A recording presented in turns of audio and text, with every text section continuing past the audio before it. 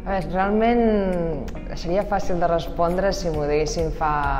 5 o 6 anys, perquè al final jo soc de Vilassar de Mar i al final tinc la platja a 2 minuts de casa i sempre havia sigut platja, platja, platja, mai m'havia plantejat ni la muntanya. I des que vaig jugar al Cadí la Seu, que estava en un entorn privilegiat,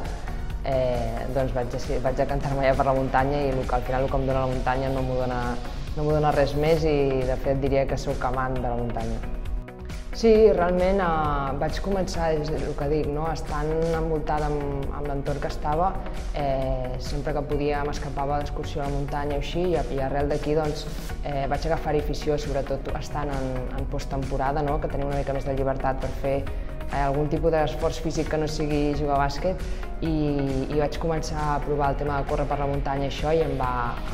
enganxar. Crec que tothom que comença en aquest tipus d'esport sempre s'acaba enganxant i a mi em dona molta llibertat, m'ho passo superbé, crec que és una altra manera d'entrenar que també et serveix una mica pel tema del bàsquet i ho disfruto moltíssim. Realment m'agrada molt el bon menjar, llavors és veritat que també m'agrada anar de restaurants, sobretot, però si he d'escollir alguna cosa i tirant cap a casa, diré que la truita que fa la meva mare. Crec que tothom dirà o macarrons o truita, però sempre tirarà cap a casa i jo crec que em decanto per la truita. Doncs mira, sí que hi ha un lloc que sempre que me'l pregunten i té molt a veure amb quan jo estava jugant al Cadí la Seu i de fet em vaig tatuar les coordenades del lloc, que és a Prats de Cadí. Llavors està al poble d'Estana,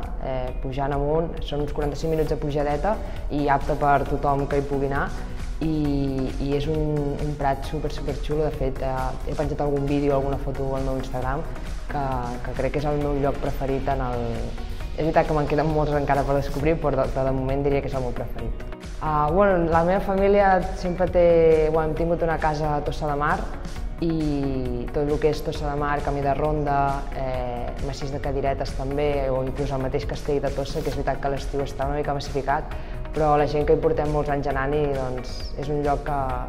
que tot i ser estiu i estar massificat a mi em dona també molta pau. Bé, em costa bastant parar, és a dir, no soc d'estar-me tota una tarda a casa. Sempre m'agrada intentar estar a la ciutat que estigui, doncs, si és, per exemple, estiu que tinc més disposició per poder córrer, doncs sempre m'agrada, quan conec una ciutat nova, poder recórrer la corrent. I si no, aquests dies que estic coneixent una mica més Girona per llocs on encara no hi havia anat, m'agrada molt sortir a caminar i descobrir una mica què és el que m'envolta durant, per exemple, aquests 2 anys que de moment estaré aquí.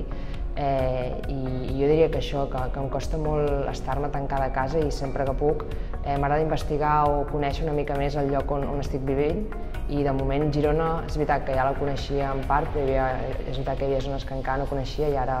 les tardes que tenim lliure m'intento escapar una mica i caminar un ratet.